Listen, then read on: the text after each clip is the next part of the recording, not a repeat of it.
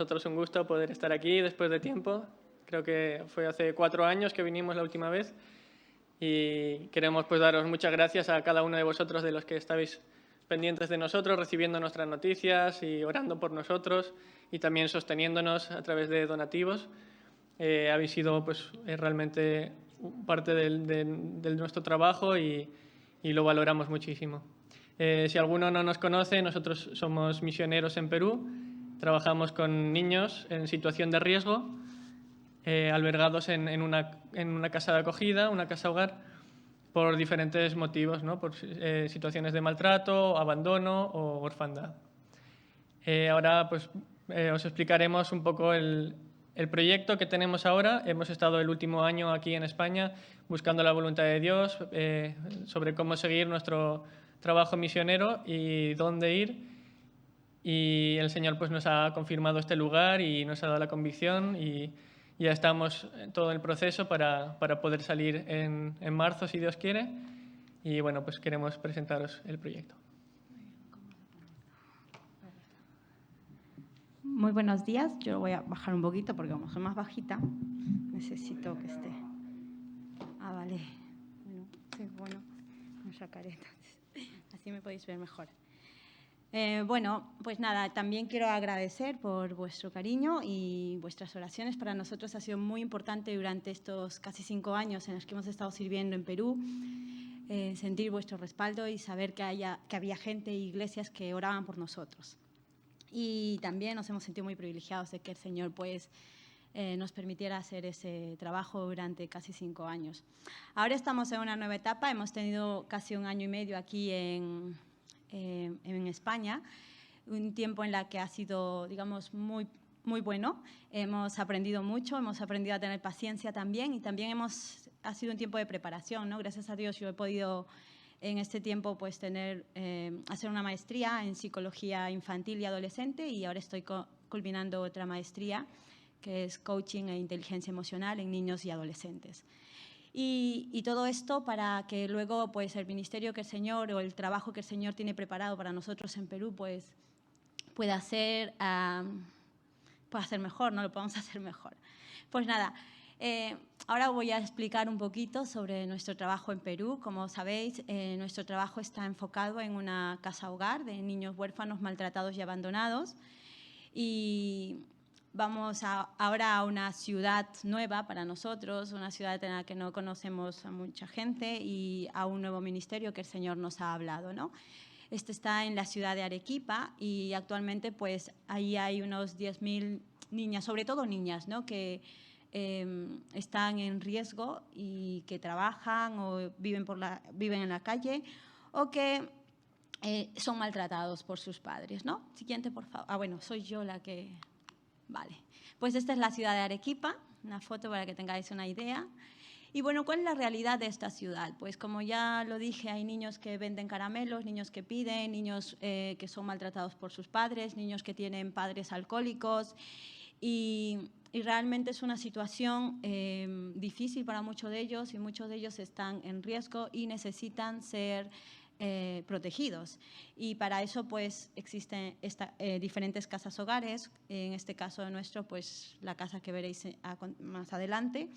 Pero estos niños van a una casa hogar gracias a que bueno, hay un equipo técnico también del ayuntamiento que los detecta o también a través de denuncias de vecinos, etcétera, ¿no?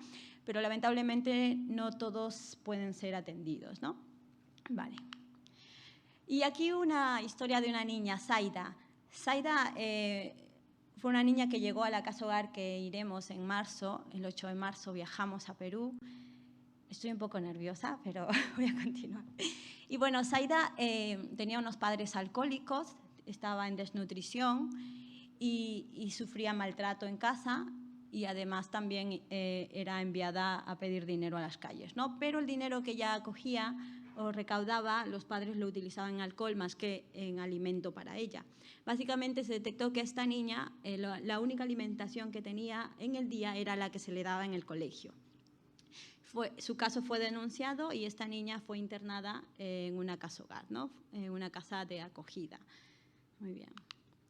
Pues esta es la casa hogar que, gracias a Dios, el Señor nos ha abierto puertas y es una casa hogar que conocimos hace casi 2 años y una casa hogar por la que estuvimos orando mucho. Y estamos agradecidos a Dios porque el tiempo que estuvimos orando, con dudas, con preguntas, si era o no era el lugar, el Señor finalmente mostró que era el lugar y ha dado paz, y no solamente a nosotros como misioneros, sino también a nuestra iglesia y a muchas personas que han ido siguiendo nuestro proceso, ¿no? La Casa Hogar es una casa hogar que ha sido fundada por este misionero, Rick Daviscourt, que es un misionero estadounidense. La Casa Hogar sobre todo acoge a niñas, también tienen algún niño, pero sobre todo niñas. Y el perfil, ya lo dijo mi marido, son niñas huérfanos, maltratados y abandonados, ¿no? Muy bien. Y durante estos 5 años, Dios nos ha mostrado una cosa muy importante. Primero, que al principio nosotros, si alguno lo recuerda, hablamos mucho sobre que necesitábamos mostrarles a estos niños cuánto los amábamos, cuidarlos y estar para ellos y tener referentes. Y todo eso continúa.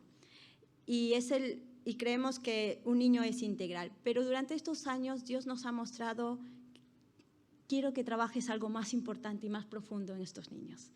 Y quiero que los acompañes y guíes en su proceso de restauración.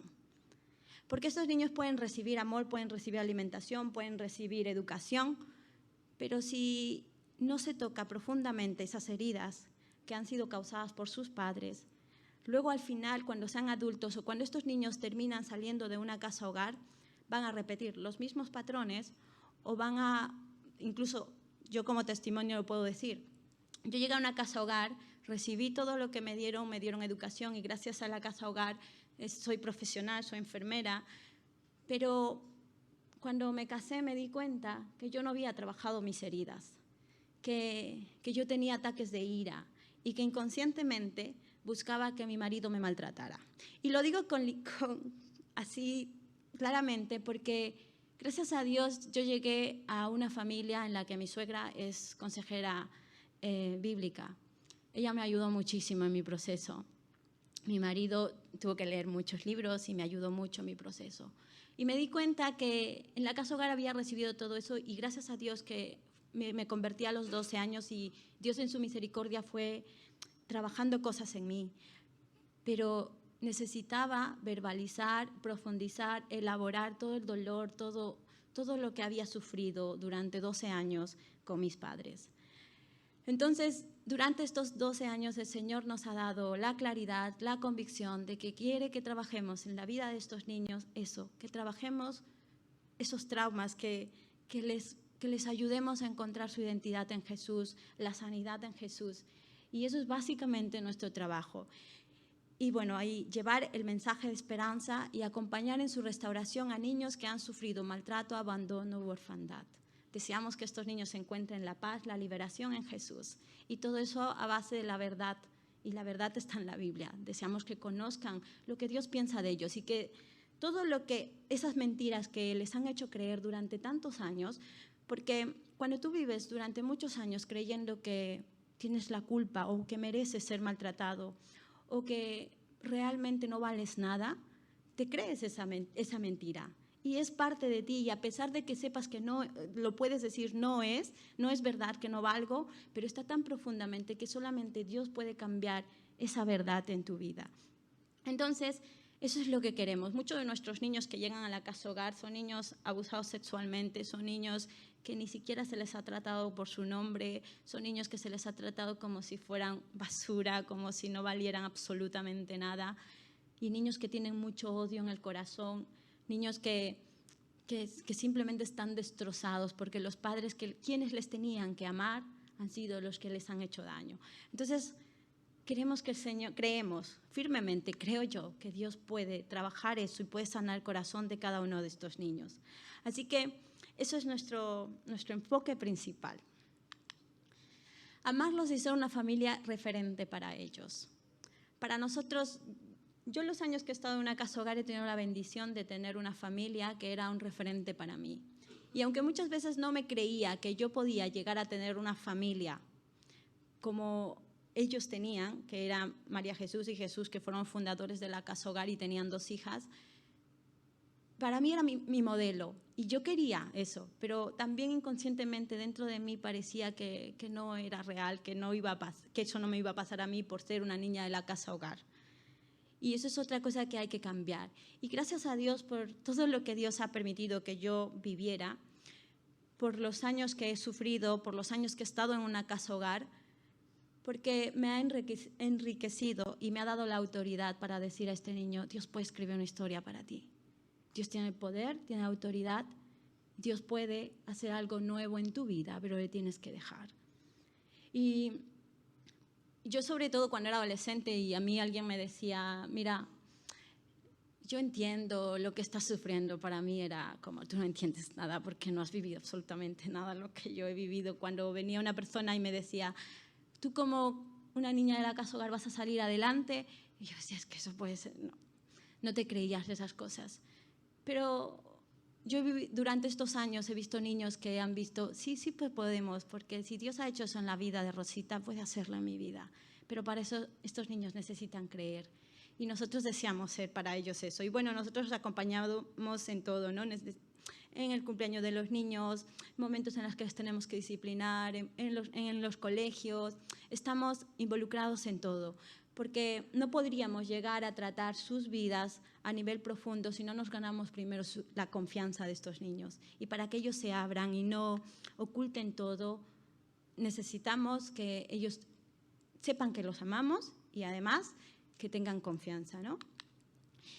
Estos 2 salmos, este salmo y este versículo en Isaías son muy importantes para mí, son tan reales y nosotros solemos enseñarle esto a los niños cuando llegan a la Casa Hogar. El Salmo 27:10 fue el primer versículo que yo leí bien cuando llegué a la Casa Hogar y aprendí a leer a los 12 años. Aunque mi padre y mi madre me abandonaran, con todo Jehová me recogerá. Y el siguiente, ¿se olvidará la mujer de lo que dio a luz para dejar de compadecerse del hijo de su vientre? Aunque ella se olvidare, yo nunca me olvidaré de ti. He aquí que en las palmas de mis manos te tengo esculpida y delante de mí siempre estarán tus muros. Yo creo firmemente que Dios tiene un plan maravilloso para cada niño que esté fuera o que esté en una Casa Hogar, independientemente de la historia que pueden tener, porque Dios puede sanar, restaurar. Y como siempre digo, Dios es poderoso para escribir una nueva historia, porque nuestras vidas están en sus manos. Y deseo con todo mi corazón que estos niños no solamente lleguen a ser profesionales, deseo que estos niños tengan la sanidad de Jesús en sus vidas, sean capaces de romper todo lazo que pueda unirlos a aquello que les ha hecho tanto daño. También soy consciente que a lo largo de nuestras vidas continuaremos siendo sanados y restaurados, pero Dios está ahí y lo más importante es tener la disposición, y deseo que estos niños aprendan, tengan esa cercanía con Dios y vean a Dios como su Padre. Muchos de los niños al llegar a los 18 años hemos visto muchos de los chicos que han repetido los mismos patrones, o muchos de los chicos o chicas que han vuelto a sus agresores y que siguen, lamentablemente, después de tantos años. ¿Por qué? Porque vuelven a sus padres y sus padres los siguen tratando mal, pero eso porque no han sido capaces o no han encontrado su identidad y el amor que necesitaban en Dios, y deseamos enseñarles eso a estos niños.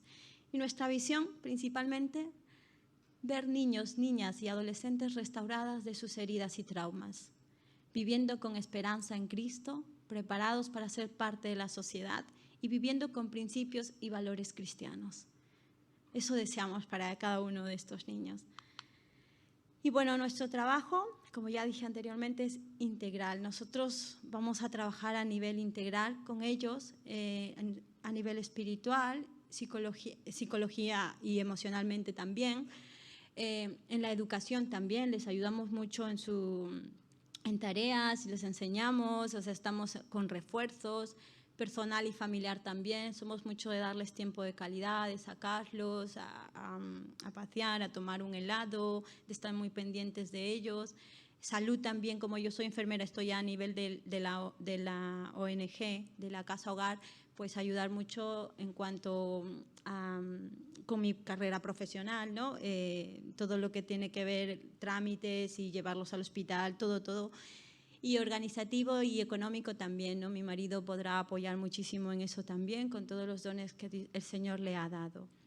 Y bueno, algo que estoy muy agradecida y algo que yo creo que lo dije hace 4 años y lo vuelvo a decir, o hace 5 años, es que Dios me ha dado la bendición de tener un marido que ha tenido una buena familia, viene de padres cristianos, ha tenido sus hermanos, y yo he tenido la vida que he tenido, pero Dios ha estado presente. Y ambos nos podemos complementar para ayudarles y darles la estabilidad a estos niños. Nosotros deseamos amar a estos niños a nivel integral y enseñarles como les enseñamos a nuestros hijos. Y para nosotros muchas veces es muy complicado saber cuándo tenemos niños que son muy problemáticos o niños que tienen arranques de ira o niños que se enfrentan a ti o niños que te escupen en la cara o niños que de repente van y te cabecean o te tiran del cabello. Para nosotros muchas veces es complicado, pero para eso nosotros necesitamos de cada uno de vosotros. Nosotros tenemos un grupo, un WhatsApp en la que enviamos normalmente, cuando estamos en la obra y en Perú, motivos de oración. Siempre que necesitamos de vuestro apoyo a nivel de oración, estamos escribiendo, porque para nosotros estar ahí a veces necesitamos la sabiduría para saber cómo llevar ese equilibrio con la que Dios también nos trata, ese equilibrio entre el amor y la disciplina a estos niños para darles estabilidad en su vida. Y bueno, pues eso, si queréis apoyarnos de ese modo y también económicamente, pues nosotros vivimos de ofrendas y nosotros vamos también a una casa hogar en la que ellos también viven de ofrendas y ellos no nos pueden pagar. Pero creemos que Dios es nuestro jefe y que Dios es quien provee. Y si Dios pone en sus corazones a apoyarnos, los agradecemos. Y os quiero dar el ejemplo de unos niños que son 3 hermanitos y ellos nos apoyan desde la primera vez que nos fuimos como misioneros. Y les digo esto porque todo suma para nosotros. Y si cualquiera de vosotros quisiera apoyar con 5 euros, 10 euros para que nosotros pudiéramos hacer este trabajo, lo agradecemos. Porque este trabajo, pues nosotros hemos decidido decir, sí, Señor, vamos a ir. Vamos a ir porque entonces sí que encontramos sentido a nuestra vida y a todo lo que tú has permitido que vivamos, porque queremos ser esos voceros de tu evangelio y queremos servirte. Pero esta es una tarea de todos en realidad, ¿no? Entonces, pues nada, si queréis también apoyarnos económicamente, que Dios hable a vuestros corazones conforme a su voluntad. Y nosotros vamos a dejar, tenemos una hoja en la que podéis poner vuestros correos si queréis recibir nuestras cartas y motivos de oración que enviamos normalmente cada 2 meses. Y también pues ahí tenemos un folleto, ¿se dice? Un folleto en la que explicamos más resumida también nuestro ministerio, ¿vale? Y si queréis hacernos preguntas también, al final estaremos para que nos podáis decir lo que queráis. Pues nada, muchas gracias y espero no haberlos aburrido. Pues nada, muy bien, gracias.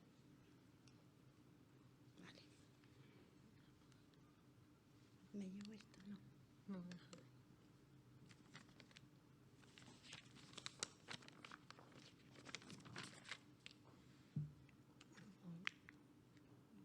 No. No. ¿Cómo se apaga esto? No. Ya. Bueno, voy a pasar a la predicación. Es un tema que quería compartir con vosotros en esta mañana. Se llama Atravesando dificultades. Y bueno, es basado en el texto de Éxodo, en Éxodo 14, si queréis buscarlo y acompañarme en la lectura.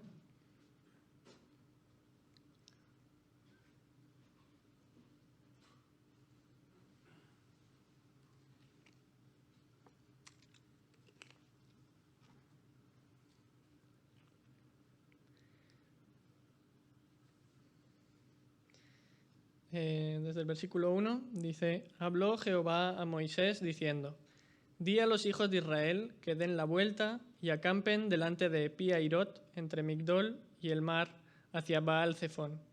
Delante de él acamparéis junto al mar. Porque Faraón dirá de los hijos de Israel: encerrados están en la tierra, el desierto los ha encerrado. Y yo endureceré el corazón de Faraón para que los siga. Y seré glorificado en Faraón y en todo su ejército. Y sabrán los egipcios que yo soy Jehová. Y ellos lo hicieron así. Y fue dado aviso al rey de Egipto que el pueblo huía. Y el corazón de Faraón y de sus siervos se volvió contra el pueblo y dijeron: ¿cómo hemos hecho esto de haber dejado ir a Israel para que no nos sirva?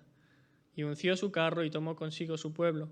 Y tomó 600 carros escogidos y todos los carros de Egipto y los capitanes sobre ellos. Y endureció Jehová el corazón de Faraón, rey de Egipto, y él siguió a los hijos de Israel, pero los hijos de Israel habían salido con mano poderosa. Bueno, para ponernos un poco en contexto, supongo que todos conocéis la historia de Israel, del terrible tiempo que vivieron en Egipto, en unas condiciones pésimas, lamentables, ¿no? De mucho sufrimiento, de trabajo de esclavos, de ver en peligro incluso pues, las vidas de sus hijos, que si eran varones, pues muchos los mataban. Y el deseo, el clamor de siempre pues, una justicia, ¿no? Una liberación de esa situación, ¿no? Y por fin había llegado ese tiempo, después de 400 años de esclavitud. Dios había mandado a Moisés como líder para sacar al pueblo de ahí, y lo había hecho a través de grandes obras milagrosas, las plagas que hubo en Egipto. Y además pues habían podido salir después de la última plaga pues con muchas riquezas que habían obtenido pues de sus vecinos y personas cercanas de los egipcios. Y ya por fin pues salían, ¿no? Salían a la libertad, a una nueva vida, a una nueva tierra que Dios les había prometido. Pero todas sus esperanzas como que se vieron de pronto cortadas por la mitad, ¿no? Porque se encontraban delante del mar. Y no solo eso, sino que encima pues venían todos los egipcios que habían de pronto cambiado de opinión y estaban llenos de rabia y de odio contra ellos y venían pues a matarlos, ¿no? O como mínimo pues a devolverlos a su estado de esclavitud anterior. Y veo aquí pues también una enseñanza que podemos sacar de este primer párrafo sobre por qué surgen los problemas, ¿no? ¿Por qué estaban ahí delante del mar los israelitas? Habían salido sin pensar a dónde y de pronto pues se encontraban en un sitio muy malo estratégicamente, o habían cometido algún error, habían hecho algo malo para estar ahí. Bueno, el pasaje nos dice claramente que en el versículo 2 hemos leído: Dios les había dado instrucciones exactas de que debían ir allí, ¿no? Y no solo sabían que estaban allí por la voluntad de Dios, sino que además Dios les había prevenido de que iban a venir problemas, ¿no? De que el faraón iba a venir a por ellos. Todo eso lo sabían de antemano. Pero al verse en esa situación, pues se llenaron de temor y angustia, como es normal, ¿no? Y pienso que para nosotros a veces también podemos vernos así, en una situación difícil, un problema, algo que de pronto se nos fastidia nuestros planes. Y pienso que muchas veces algo que nos puede hacer sufrir es el pensar en que me he equivocado, que he hecho mal, o pensar que tenemos la culpa de eso, ¿no? De que quizás si hubiera hecho esto diferente, quizás si... Pero podemos tener la certeza de que si nosotros ponemos nuestra vida en manos del Señor y día a día pues le buscamos y realmente pues sinceramente le consultamos cuando tenemos que tomar alguna decisión, pues el lugar donde estés, la prueba que estés pasando, no es culpa tuya, sino pues es una prueba de Dios, que Dios está permitiendo en tu vida y no es una consecuencia de un error tuyo. También pues a veces pecamos y nos equivocamos y hay consecuencias, ¿no? Pero a rasgos generales, desgracias que nos pueden ocurrir, podemos estar tranquilos en eso, ¿no?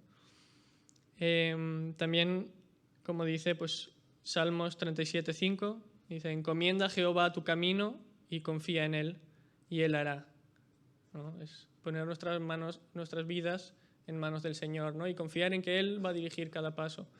y que a una situación difícil, algo que nos está sucediendo sufrir, pues es parte de ese camino que Dios tiene para nosotros. También en Romanos 8:28 el Señor nos dice: y sabemos que a los que aman a Dios todas las cosas les ayudan a bien. Esto también es una poderosa promesa, ¿no? De que el sufrimiento no es como nos enseña el pensamiento secular, de que es un accidente, no tiene ningún significado ni sentido, solo es mala suerte y hay que hacer lo posible por evitarlo o solucionarlo si es que viene. No, porque Dios nos enseña que del sufrimiento puede salir algo bueno, que Él tiene el poder de transformar algo malo en bueno, ¿no? En nosotros. Y puede usar desgracias que nos pasen o cosas, situaciones muy difíciles para trabajar en nosotros y para hacer algo bueno en nosotros. Y de la misma forma que advirtió a los israelitas, también nos ha advertido a nosotros de los problemas que nos vendrán. En Juan 16:33 tenemos las palabras de Jesús que nos dijo: estas cosas os he hablado para que en mí tengáis paz. En el mundo tendréis aflicción, pero confiad, yo he vencido al mundo. Y esta advertencia a veces se nos puede olvidar, ¿no? Porque pues en nuestro día a día, en nuestra rutina, pues como toda persona buscamos una estabilidad, que podamos estar bien, ¿no? en nuestra vida, en nuestro trabajo, tener un poco todo controlado. Y no es algo malo, pero no debemos sorprendernos cuando vengan pruebas, ¿no? Cuando ocurren imprevistos, cosas que nos cambian la vida o que nos hacen sufrir. Podemos saber que es parte de la vida, ¿no? De que este mundo es imperfecto, está corrompido por el pecado y por eso hay sufrimiento y dolor, ¿no? Y no debemos sorprendernos si de pronto nos pasa algo, ¿no? Y podemos tener la confianza también de que Dios está ahí, ¿no? A veces podemos sentirnos quizás como que no le importa, como que Dios no hace nada o por qué lo ha permitido, pero a Dios sí le importa. Y a veces podemos estar rogándole de que solucione ese problema y vemos que no lo hace, pero no significa que no esté haciendo nada. A Dios muchas veces le importa más trabajar en nosotros, en nuestro corazón, porque es eterno, es para siempre. En cambio, las circunstancias que estemos pasando son temporales y quedan a un segundo plano para Él. ¿Sí? Podemos seguir con el pasaje desde el versículo 9. Siguiéndolos pues los egipcios con toda la caballería y carros de Faraón, su gente de a caballo y todo su ejército, los alcanzaron acampados junto al mar, al lado de Pi-Hahirot, delante de Baal-Zephón. Y cuando Faraón se hubo acercado, los hijos de Israel alzaron sus ojos, y he aquí que los egipcios venían tras ellos. Por lo que los hijos de Israel temieron en gran manera y clamaron a Jehová. Y dijeron a Moisés: ¿no había sepulcros en Egipto que nos has sacado para que muramos en el desierto? ¿Por qué has hecho así con nosotros, que nos has sacado de Egipto? ¿No es esto lo que te hablamos en Egipto, diciendo: déjanos servir a los egipcios? Porque mejor nos fuera servir a los egipcios que morir nosotros en el desierto. Y Moisés dijo al pueblo: no temáis, estad firmes y ved la salvación que Jehová hará hoy con vosotros. Porque los egipcios que hoy habéis visto, nunca más para siempre los veréis. Jehová peleará por vosotros, y vosotros estaréis tranquilos. Entonces aquí, en este segundo párrafo, vemos, yo lo he titulado pues, las reacciones a los problemas, ¿no? Creo que básicamente hay dos formas de reaccionar cuando sucede algo. Y la primera, que pienso que es la más común, la más natural, es el temor. Tener miedo, enfadarse, sentirse frustrado, ¿no? Porque es algo con lo que no contabas, porque fastidia tus planes, las esperanzas que tenías o la tranquilidad que tenías. Y nos lleva a preguntar ¿por qué? ¿No? ¿Por qué me ha pasado esto? O preguntarle a Dios ¿por qué has permitido esto? Y esto fue la reacción que tuvieron los israelitas, ¿no? Cuando vieron a los egipcios venir a por ellos, estar en peligro de muerte, pues se volvieron hacia Dios y quejándose, ¿no? Reclamándole, ¿por qué nos has sacado, ¿no? ¿Para qué? Quejándose a Moisés, diciéndole que no te habíamos dicho que era mejor quedarnos allí, que esto no tenía futuro, que estaban perdiendo su fe, ¿no? Se habían muy rápido olvidado del poder de Dios, de todo lo que había hecho para sacarles y llevarles allí, y además de que estaban allí por voluntad de Dios, ¿no? En cambio, Moisés vemos que reacciona de otra forma, ¿no? Yo creo que de la misma forma pues, que los demás israelitas pues, también sentiría cierto temor. Él no tenía más instrucciones de qué hacer. Le había dicho, ves allí, y estaba allí, pero de pronto veía venir al ejército, ellos pues, no eran soldados, no tenían ni armas ni nada para defenderse, y él no veía una dirección hacia dónde guiar a su pueblo, pues también sentiría cierto temor y desconcierto. Pero su reacción fue diferente. Él rechazó el temor y plantó cara a esos sentimientos de angustia que pudiera tener y declaró con fe, Dios peleará por mí. Dios nos va a salvar de esta situación. Esto es parte de su plan. Estamos aquí porque Él nos ha traído aquí. Y todo lo que ha hecho hasta ahora no es en vano, no es para que muramos aquí, no, es porque Él va a seguir haciendo cosas grandes con nosotros. Y de la misma forma nosotros también podemos recordar todo lo que Dios ha hecho por nosotros en el pasado, cómo nos ha llevado hasta el punto donde estamos hoy y tener la confianza de que seguirá a nuestro lado, seguirá usando las cosas que nos pasen para bien y no dejar que eso nos aparte de Dios, sino que nos acerque a Él. Y es algo que cuesta mucho, ¿no? El aceptar el sufrimiento, pero es lo que te libera, ¿no? Y realmente te permite acercarte a Dios, darte cuenta de que no eres nadie delante de Dios y que le necesitas a Él, ¿no? Y que Él es todo lo que necesitas. Y así despojarte de todo aquello a lo que te puedas estar aferrando, a tu seguridad, a tu salud, a tu economía, lo que sea. Hay veces el Señor pues quiere tocar ese área que nosotros quizá no queremos cederle a Él. Y por último también tenemos el ejemplo de Jesús, ¿no? Cómo sufrió en Getsemaní, la gran angustia que tuvo y cómo la combatió en oración. Jesús sabe lo que es sufrir, lo que es estar desesperado, lo que es estar angustiado y a un nivel que quizás ninguno podemos imaginarnos, ¿no? Lo que podía estar él sufriendo. No porque estuviera pensando en los clavos de la cruz o en los latigazos o en las espinas en su cabeza. No creo que fuera nada de eso lo que le causara tanta angustia, sino el imaginar estar separado de Dios Padre, ¿no? por el momento en que iba a cargar con los pecados. Que un Dios eterno que había sido siempre unido se iba a romper por un momento en la cruz, por amor a nosotros. Y esa angustia tan fuerte, pues como sabemos, ¿no? Lo voy a leer en Lucas 22:44, dice, y estando en agonía oraba más intensamente, y era su sudor como grandes gotas de sangre que caían hasta la tierra.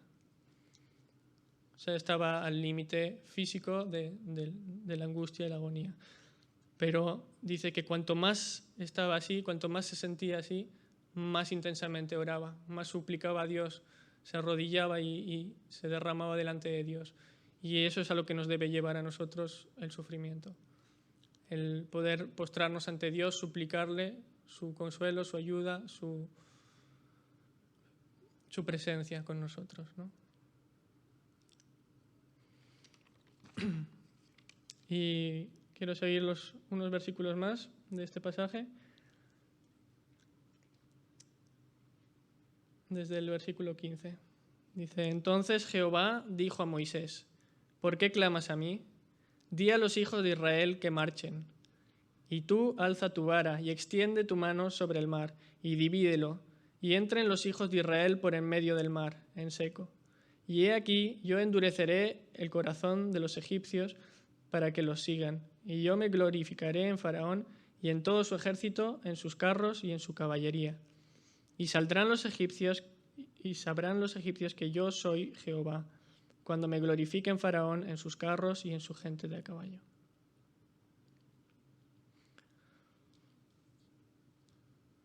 Entonces, podemos ver la respuesta del Señor a Moisés, ¿no? Que nos puede sorprender un poco, ¿no? Porque Moisés estaba pues totalmente confundido de ¿qué hago ahora? No tengo más instrucciones. Y Dios le contesta, ¿por qué clamas a mí? Como si fuera obvio, ¿no? Y le dice simplemente, di a los hijos de Israel que marchen. Y yo me imagino a Moisés pues, pensar, ¿pero marchen a dónde? Si no, hacia los egipcios, hacia el mar. Estamos pues todas las familias con niños, con un montón de cosas, ni siquiera pues, sabrían nadar y un mar pues embravecido delante. ¿Qué iban a hacer? Pero simplemente debían marchar, seguir avanzando y con la fe de que el Dios poderoso que les había sacado de Egipto, pues de alguna forma les abriría camino. Y aplicado a nosotros, pues también, ¿no? En el problema, la dificultad que puedas estar pasando, simplemente avanza, no te quedes estancado, da el paso que puedas dar, aunque sea pues algo pequeño y pueda ser insignificante, comparte lo que estás pasando, habla con alguien cercano. Si es un tema de salud, pues pide cita al médico o mira, pues sigue el tratamiento que tengas que hacer. Si es un tema económico, pues busca trabajo o busca una solución. Pero no te angusties por eso, sino simplemente sigue avanzando y aunque lo veas tan difícil de que no hay salida como un mar que es imposible de atravesar, confía en que el Señor está contigo, ¿no? Y aunque no sepamos lo que hay después, debemos avanzar. Y eso es lo que es caminar con fe, ¿no? Dar pasos de fe. Como dice 2 Corintios 5:7, por fe andamos y no por vista, ¿no? A todos nos gustaría saber todo lo que va a pasar, ¿no? Tener tranquilidad de que, bueno, me va a pasar esto malo, pero luego quizás se soluciona de esta forma. A los israelitas pues también les hubiera ido muy bien, ¿no? El saber que, mira, vais a estar entre los egipcios y el mar, pero yo voy a abrir el mar, vais a poder pasar, luego pasaréis hambre, pero os mandaré maná del cielo, tendréis sed, pero abriré roca y os daré agua de forma milagrosa, luego encontraréis gigantes en la tierra que os voy a dar, pero os daré la victoria sobre ellos. Si hubieran tenido todo tan claro, tan planificado, pues habría sido mucho más fácil, ¿no? Pero no habrían desarrollado su fe en Dios, ¿no? Dios va paso a paso, ¿no? Cada cosa a su tiempo y debemos nosotros desarrollar nuestra confianza en Él, en de que Él nos acompaña y nos va a mostrar el siguiente paso. Y un ejemplo, bueno, una analogía que se me ocurre para representar esto es como imaginarnos a nosotros en un lugar totalmente oscuro, ¿no? Que no vemos absolutamente nada.